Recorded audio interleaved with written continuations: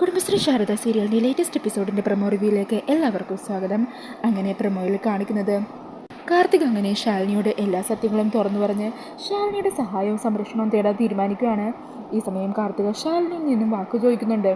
ഞാൻ ഈ പറയുന്ന കാര്യം മറ്റാരും അറിയാൻ പാടില്ല, വിഷ്ണുവേട്ടൻ പോലും.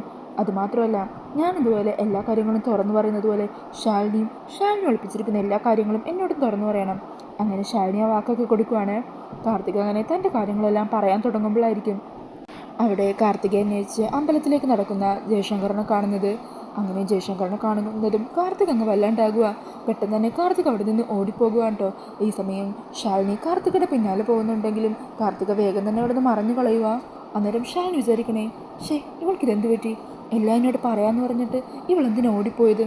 അങ്ങനെ ശാലിനി ചിന്തിച്ച് നിൽക്കുന്ന ആ സമയത്തായിരിക്കോട്ടോ ജയശങ്കർ ശാലിനിയുടെ അരികിലെത്തുന്നത്. ഈ സമയം ജയശങ്കർ തൻ്റെ ഫോണിലുള്ള ആ പെൺകുട്ടിയുടെ ഫോട്ടോ ശാലിനിയെ കാണിക്കാൻ തുടങ്ങുക. അതെ, ഞാൻ ഈ ഫോണിൽ കാണിക്കുന്ന കുട്ടിയെ ഇവിടെ എവിടെയെങ്കിലും കണ്ടിട്ടുണ്ടോ എന്നൊന്ന് പറയണേ. അങ്ങനെ പറഞ്ഞാൽ ഫോട്ടോ എടുത്തുകൊണ്ടിരിക്കുമായിരിക്കും. പെട്ടെന്ന് തന്നെ ശാലിനിയെ പൂജാരി വിളിക്കുവാണ് കേട്ടോ. അങ്ങനെ ശാലിനി അങ്ങോട്ടേക്ക് പോകുക. അത് കാരണം ആ ഫോട്ടോ ശാലിനിക്ക് കാണാൻ പറ്റുന്നില്ല. പിന്നീട് കാണിക്കുന്നത് എങ്ങനെയൊക്കെയോ വീട്ടിൽ തിരിച്ചെത്തിയ കാർത്തികേനെയാണ്. ഈ സമയം കാർത്തിക ജയശങ്കറിനെ കണ്ടതുകൊണ്ട് തന്നെ അയാൾ തന്നെ അന്വേഷിച്ച് ഇവിടെ വന്നിട്ടുണ്ട്, അതുകൊണ്ട് കൂടുതൽ സൂക്ഷിക്കണം എന്നൊക്കെ പറഞ്ഞ് ടെൻഷനോട് കൂടി റൂമിലിരിക്കുമായിരിക്കും. ഈ സമയത്താണ് മധുശ്രീ കാർത്തികേനെ ഫോണിൽ വിളിക്കുന്നത്. അങ്ങനെ കാർത്തിക കോൾ അറ്റൻഡ് ചെയ്ത് ആരാന്നൊക്കെ ചോദിക്കുക. അന്നേരം മധുശ്രീ പറയണേ, എന്നെ മറന്നുപോയോ, ഞാനാ മധുശ്രീ. നീ കല്യാണം കഴിച്ചിരിക്കുന്ന വിഷ്ണുവിനെ കല്യാണം കഴിക്കായിരുന്ന പെൺകുട്ടി. അന്ന് നമ്മൾ കണ്ട് പരിചയപ്പെട്ടിരുന്നു, ഓർമ്മയില്ലേ? ഓ, നിങ്ങളാണോ? എന്തിനെന്നെ വിളിച്ചത്? എനിക്ക് നിന്നെ ഒന്ന് നേരി കാണണം, ഒന്ന് സംസാരിക്കണം. എനിക്കതിനൊന്നും തീരെ താല്പര്യമില്ല. അയ്യോ, അങ്ങനെ പറയില്ലേ കാർത്തികേയൻ. നീ എന്നെ കാണാൻ വന്നം സംസാരിക്കുകയും വേണം. അല്ലെങ്കിലേ ഞാൻ നിന്നെ കെട്ടാനിടുന്ന ആ ജയശങ്കർ ഉണ്ടല്ലോ, അവനെ വിളിക്കും. അവനെ വിളിച്ചുകൊണ്ട് സത്യാമ്മയുടെ വീട്ടിലോട്ട് വരും. എന്താ അത് വേണോ? അതേക്കുന്നതും കാർത്തിക് അങ്ങ് ഞെട്ടിപ്പോകുവാണ്. എന്നിട്ട് കാർത്തിക് പറയണേ, അതൊന്നും വേണ്ട, ഞാൻ വരാം. പിന്നീട് മധുശ്രീ പറഞ്ഞ സ്ഥലത്ത് കാത്തു നിൽക്കുന്ന കാർത്തികേനെ കേട്ടോ കാണിക്കുന്നത്. ഈ സമയം മധുശ്രീ കാർത്തികയോട് പറയണേ, ഞാനൊന്ന് വണ്ടി ഓടിച്ചു പോകുമായിരുന്നു, പെട്ടെന്നൊരാൾ എൻ്റെ വണ്ടീൻ്റെ മുമ്പിൽ വന്ന് ചാടി. ചോദിച്ചപ്പോൾ അയാൾ കല്യാണം കഴിക്കാനിരുന്ന പെണ്ണ് ഓടിപ്പോയിന്നു. അയാൾ ആ പെൺകുട്ടി അന്വേഷിച്ചാണ് ഈ നാട്ടിലേക്ക് വന്നത്. ആ പെൺകുട്ടി ഓടി രക്ഷപ്പെട്ടു വന്നത് ഈ നാട്ടിലേക്കാണ്. എന്നെ അയാൾ ആ പെൺകുട്ടിയുടെ ഫോട്ടോ കാണിച്ചു കൊടുത്തു.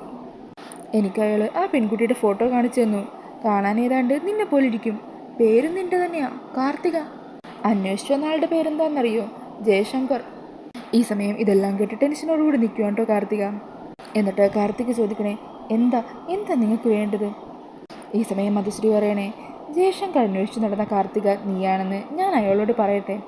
വേണ്ട, ചതിക്കരുത് പ്ലീസ് എന്നൊക്കെ പറഞ്ഞ് കാർത്തിക കാലുപിടിച്ച് അപേക്ഷിക്കുക. അന്നേരം മധുശ്രീ പറയണേ, ശരി, ഞാൻ ഈ കാര്യം പറയാതിരിക്കുന്നതുകൊണ്ട് എനിക്ക് എന്തെങ്കിലും ഗുണം വേണ്ടേ? ഞാൻ ഇത് ജയശങ്കറിൽ നിന്ന് മറച്ചു വെക്കാം, പക്ഷേ പകരം നീ ഞാൻ പറയുന്നത് പോലെ കാര്യങ്ങൾ ചെയ്യണം. എന്താ ചെയ്യേണ്ടത് എന്ന് കാർത്തിക് ചോദിക്കുക. അന്നേരം മധുശ്രീ പറയണേ, നീ മറ്റൊന്നും ചെയ്യണ്ട. ഇപ്പം നീ വിഷ്ണുവിൻ്റെ ഭാര്യയായിട്ട് അവിടെ കയറി പറ്റിയില്ലേ, ആ അഭിനയം നീ കണ്ടിന്യൂ ചെയ്താൽ മതി. അതേക്കുന്നതും കാർത്തിക് അങ്ങ് ഷോക്കാകുവാണ്. അപ്പോൾ ഈ ഒരു പ്രൊമോ റിവ്യൂ ഇഷ്ടമായാൽ മറക്കാതെ വീഡിയോ ഒന്ന് ലൈക്ക് ചെയ്യണേ. ഇതുപോലുള്ള കൂടുതൽ റിവ്യൂസിനായിട്ട് ഈ ചാനൽ ഒന്ന് സബ്സ്ക്രൈബ് ചെയ്ത് സപ്പോർട്ട് ചെയ്യണേ. താങ്ക്